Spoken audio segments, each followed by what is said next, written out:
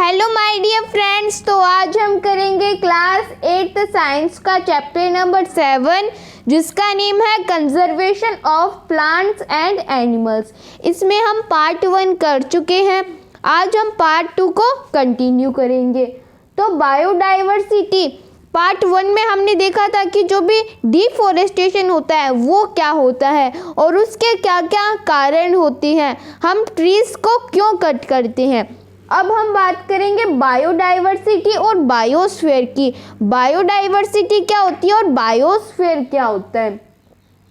The variety of organism, जितने भी organism होते हैं, जैसे प्लांट्स होते हैं, एनिमल्स होते हैं, ह्यूमन बींग्स होते हैं, तो अब माइक्रो ऑर्गेनिज्म की different varieties, example that is animals, plants, micro organism existing on the earth. जो भी प्लांट्स होते हैं, एनिमल्स होते हैं, माइक्रो ऑर्गेनिज्म होते हैं, वो सभी हमारी इस एक अर्थ पर ही रहते हैं, सभी अर्थ पर ही रहते हैं।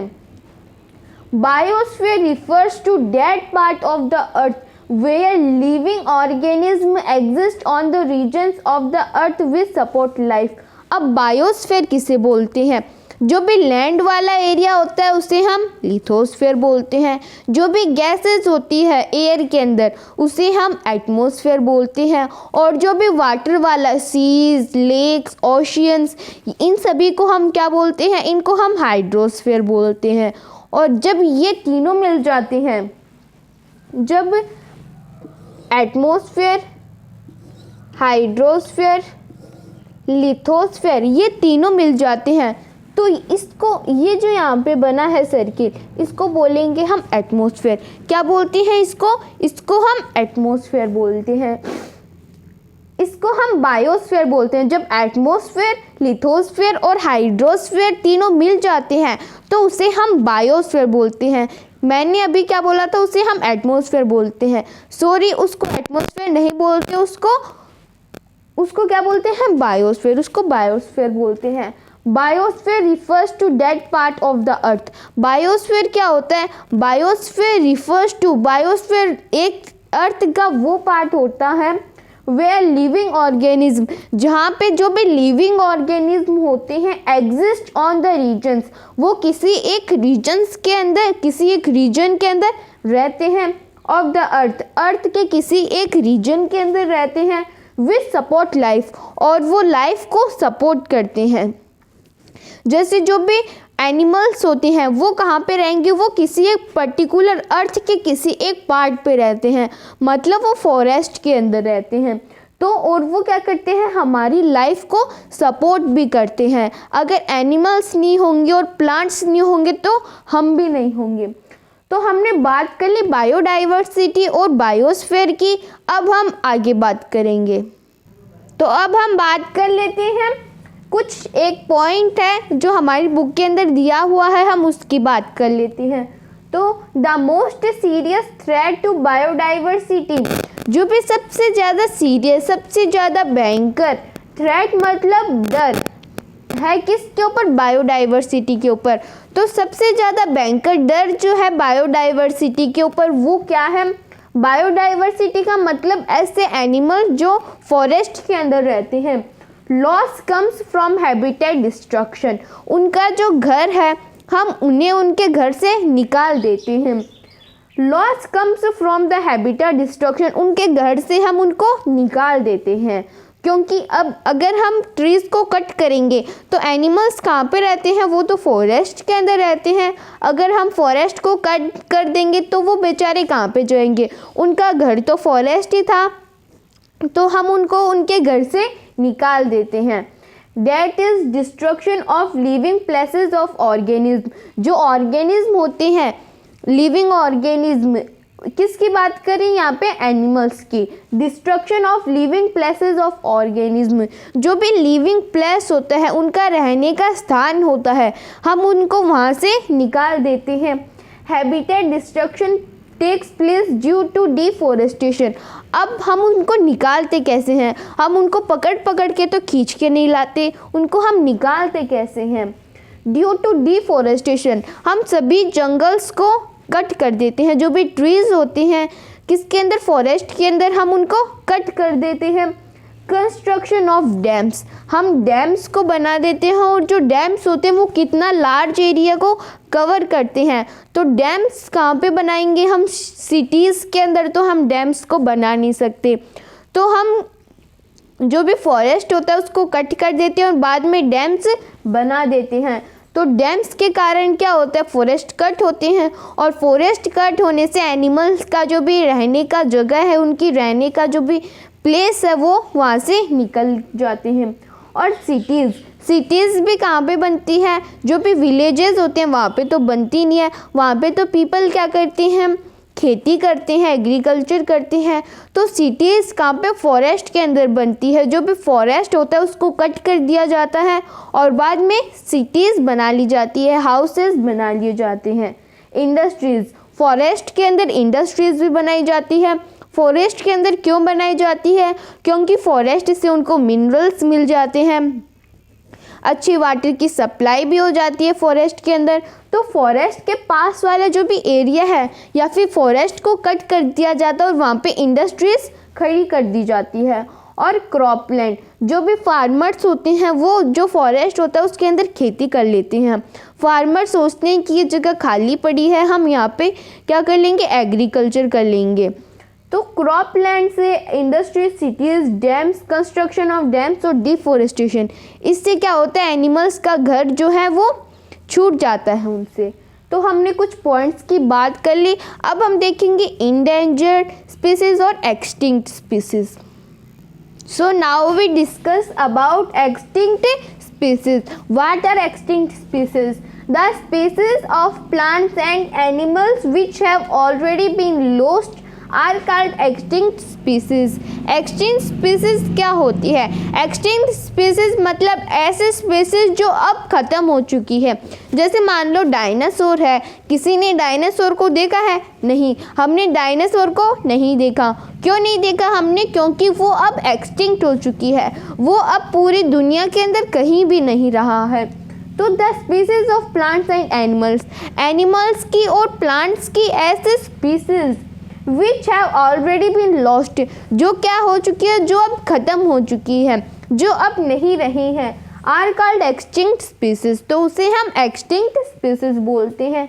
जैसे डायनासोर, डायनासोर को किसी ने भी नहीं देखा, सिर्फ हम बुक्स के अंदर या फिर टीवी के अंदर ही डायनासोर को देखते हैं, रियल के अंदर किसी ने भी डायनासोर को नहीं देखा।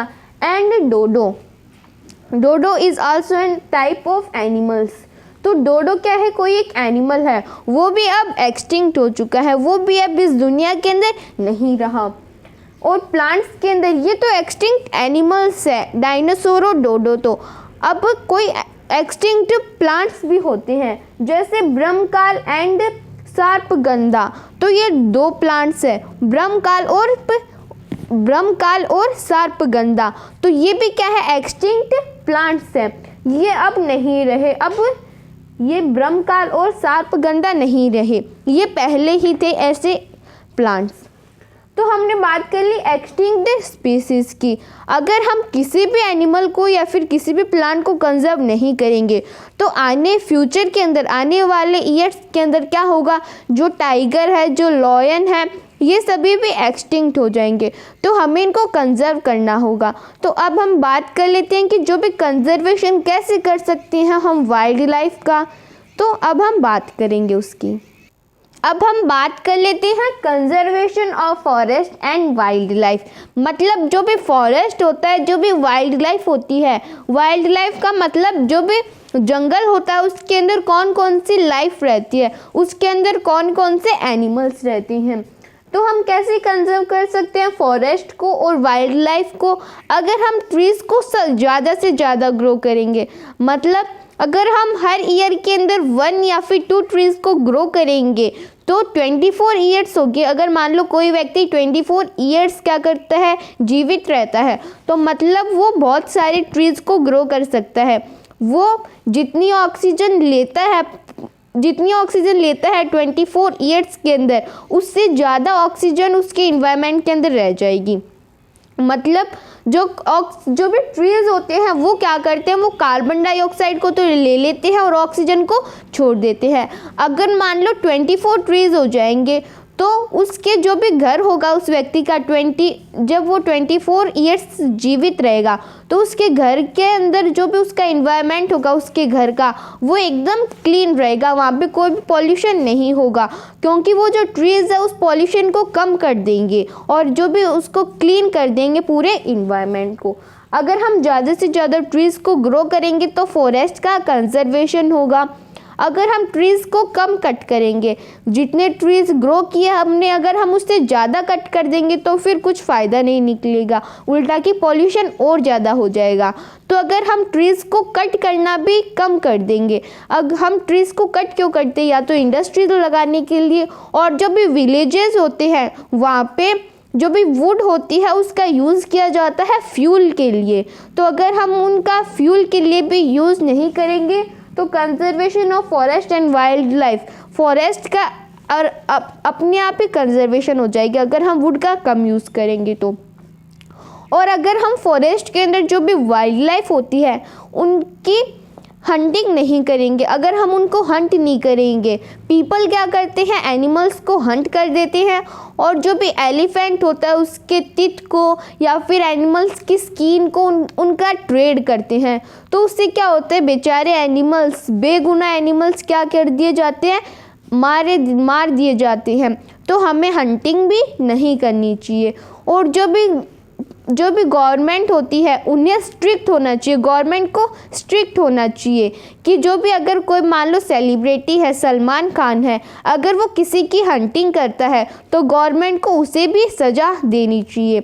वो किसी सेलिब्रिटी को देख के ही गवर्नमेंट ये नहीं बोल सकती कि इनसे गलती हो गई, उन्हें भी सज़ा देनी चाहिए, उन्हें भी जुर्माना देना पड़ेगा। और कैसे कम कर सकते हैं हम जो भी हंटिंग होती है उसको, हम जो भी गवर्नमेंट ने बैन लगाया है हंटिंग के ऊपर, गवर्नमेंट स्ट्रिक्ट हो सकती है। और जो भी एनिमल्स रहते हैं फॉरेस्ट के अंदर उनकी लिस्ट गवर्नमेंट हमेशा चेक करे कि फॉरेस्ट डिपार्टमेंट हमेशा देखे कि उसके अंदर कोई एनिमल्स जो उसकी डेथ हो रही है क्या, या फिर किसी एनिमल्स कोई जन्म हो रहा है किसी एनिमल्स का, तो गवर्नमेंट उसकी अच्छे से देख रेख करे। अगर कोई भी टाइगर बीमार हो जाता है तो उस फॉरेस्ट डिपार्टमेंट को क्या करना चाहिए, उस फॉरेस्ट डिपार्टमेंट को जल्दी से जो भी एनिमल्स डॉक्टर होता है उससे बुलाना चाहिए। उससे क्या होगा, उस एनिमल की जान नहीं जाएगी, वो बच जाएगा। तो ऐसे हम कर सकते हैं कंजर्व किसको, फॉरेस्ट को और वाइल्ड लाइफ को। तो इस वीडियो में हम इतना ही करेंगे। इस वीडियो में हमने conservation of forest and wild life के बारे में जाना, एक्सटिंक्ट स्पीसीज़ के बारे में जाना, और भी हमने बहुत कुछ जान लिया है। इसके अगले वीडियो में हम इस चैप्टर को conservation of plants and animals, इस चैप्टर को कंटिन्यू करेंगे। If anybody have any type of doubt, any type of problem, then the comment section is waiting for you. Thank you so